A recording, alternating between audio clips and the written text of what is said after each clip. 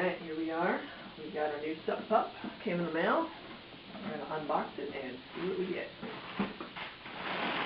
They use recycled newspaper, environmentally friendly, like that.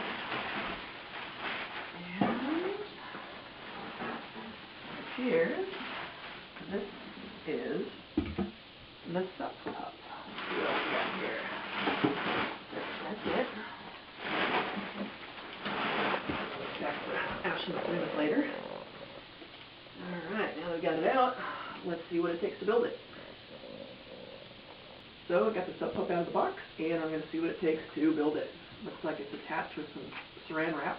So I got my trusty scissors. Just going to break that apart.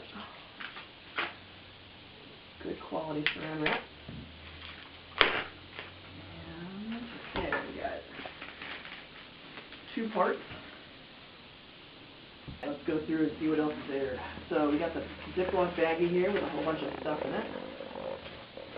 Like we've got the adhesive pad that's going to go on the board. Ziploc baggie. We've got some wood glue. We've got half a sheet of instructions and a warning sticker and a flyer, which also shows us what it looks like when fully assembled. Not bad. Okay. So, looking at the directions, we've got 4 screws on this piece, and I'm pretty sure, looking at the directions, they're going to connect like this.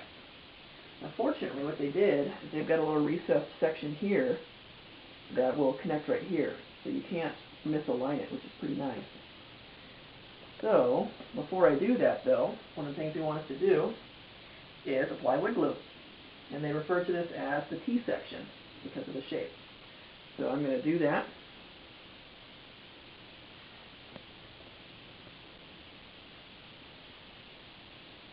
I'm going to be pretty generous with it because it'll wipe right off afterwards if you get too much. Put that over here. And I'm going to combine the 2 pieces. And they were very thoughtful in putting the screws already in there. So one less thing I have to do. I like that. So, kind of like that. Got my screwdriver here.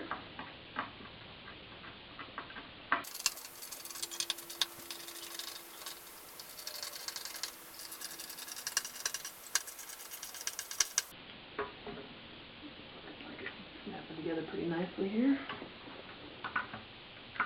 A little bit of a gap on one side that I think will close once we finish the screw process.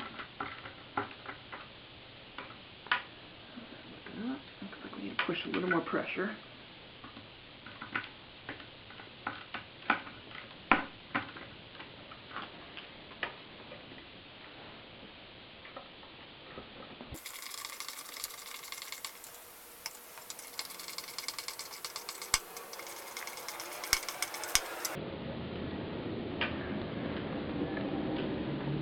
And in theory, that should be it.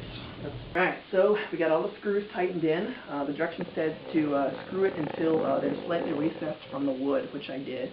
And I noticed at first there was a little bit of a gap here. So I applied some pressure on both ends and continued to screw it in, and then actually pulled the pieces of wood nice and tight together so they're flush.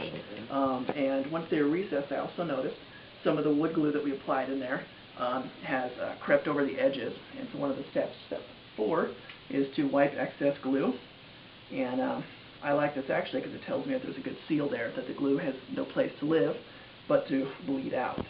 So now we got a good seal in there. I'm going to wipe off that extra glue. And it says to wait 6 hours at this point.